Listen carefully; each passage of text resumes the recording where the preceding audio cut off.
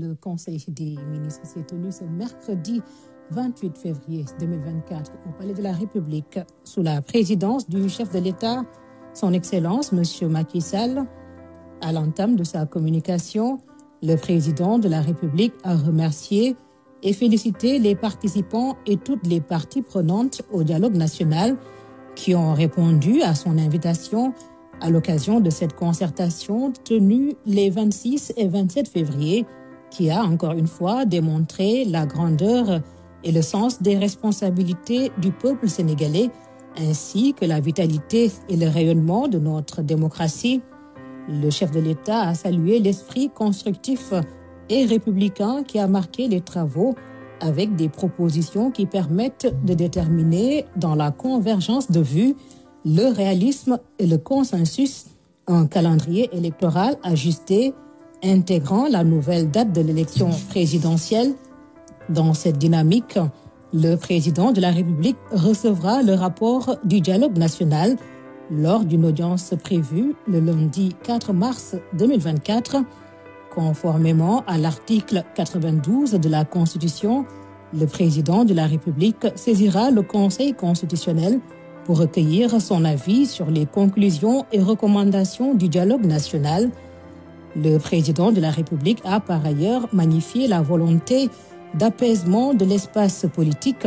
de réconciliation et de dépassement de l'ensemble des acteurs du dialogue national afin de préserver la stabilité du pays et de consolider un Sénégal uni, résilient et prospère dans la solidarité, l'équité et l'épanouissement de ses populations. À cet effet, le chef de l'État a rappelé au Conseil sa volonté de faire adopter ce jour un projet de loi d'amnistie qui sera présenté à l'Assemblée nationale. En outre, le président de la République a invité le gouvernement à mettre en œuvre des mesures d'assistance en faveur des familles des personnes décédées lors de manifestations.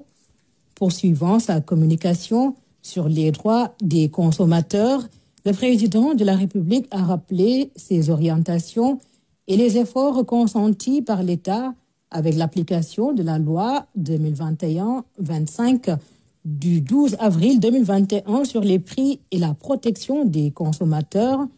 Dans cette perspective, le chef de l'État a demandé au Premier ministre et au ministre du Commerce, de la Consommation et des PME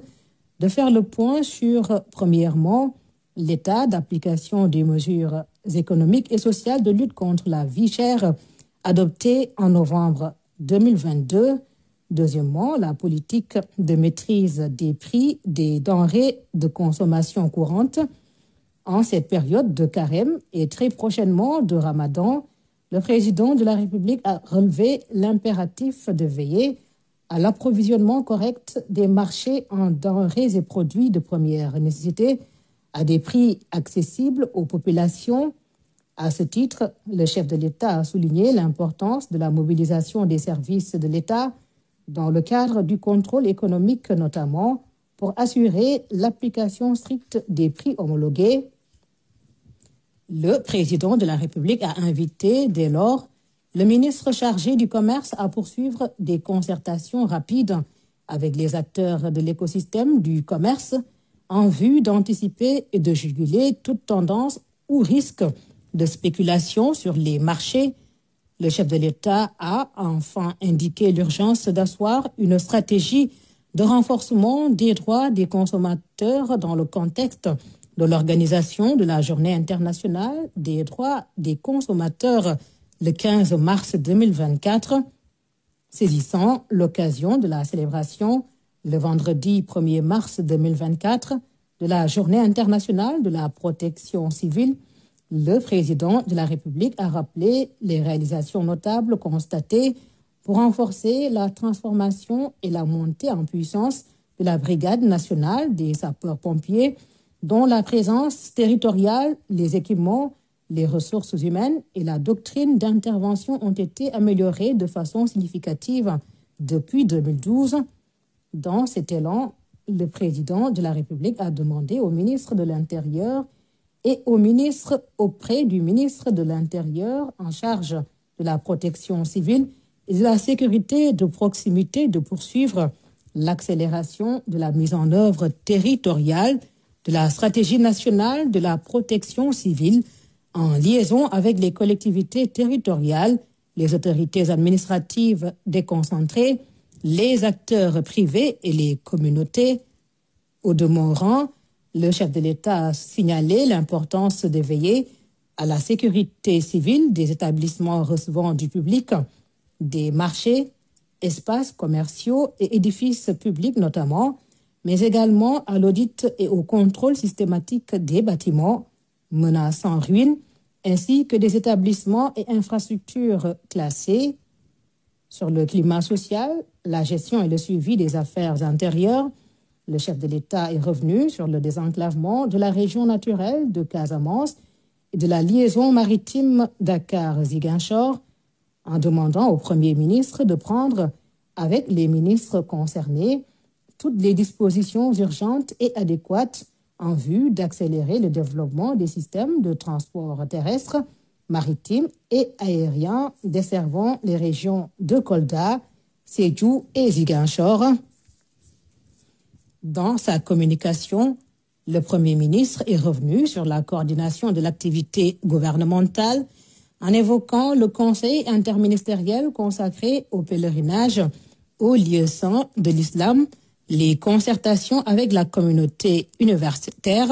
la réception de jeunistes à haut potentiel laitier, la situation de la mise en œuvre du programme spécial de désenclavement et la situation du paiement des bourses de sécurité familiale. Et au titre des communications des ministres, le ministre des Affaires étrangères et des Sénégalais de l'extérieur a fait une communication sur la situation internationale. Le ministre de l'Éducation nationale a fait une communication sur la situation pédagogique et sociale. Le ministre de l'Enseignement supérieur, de la Recherche et de l'Innovation a fait une communication sur la situation pédagogique et sociale dans les établissements d'enseignement supérieur, l'orientation des nouveaux bacheliers, le démarrage du supercalculateur et le lancement du nanosatellite Gaindé-Sat. Le ministre de l'Agriculture, de l'Équipement rural et de la Souveraineté alimentaire a fait une communication sur le suivi de la campagne de commercialisation de l'arachide 2023-2024, la campagne de contre-saison froide 2023-2024, les exportations de produits horticoles et le matériel agricole. Au titre des textes législatifs et réglementaires, le Conseil a examiné et adopté le projet de loi portant amnistie, le projet de décret modifiant le décret numéro 2020-1788 du 23 septembre 2020 portant création d'une allocation spéciale de retraite au profit des enseignants et chercheurs titulaires des universités. Et enfin, au titre des mesures individuelles, le président de la République a pris les décisions suivantes. Monsieur Diène Ndiaye, ingénieur des pêches et de l'aquaculture, précédemment directeur de cabinet du ministre du Tourisme et des Loisirs, est nommé secrétaire général du ministère du Tourisme et des Loisirs en remplacement de monsieur Mamadou Bassirou Ndiaye, appelé à d'autres fonctions. Monsieur Mamadou Lamine Bara Gueye, titulaire d'un Master of Business Administration, MBA, en qualité, hygiène, sécurité et environnement, est nommé directeur général de l'Office de gestion des infrastructures sportives. Monsieur Pape Sambaré Ndiaye, administrateur civil principal, est nommé directeur de l'administration générale et de l'équipement au ministère du pétrole et des énergies en remplacement de monsieur Ibrahima Ndiaye, admis à faire valoir ses droits à une pension de retraite.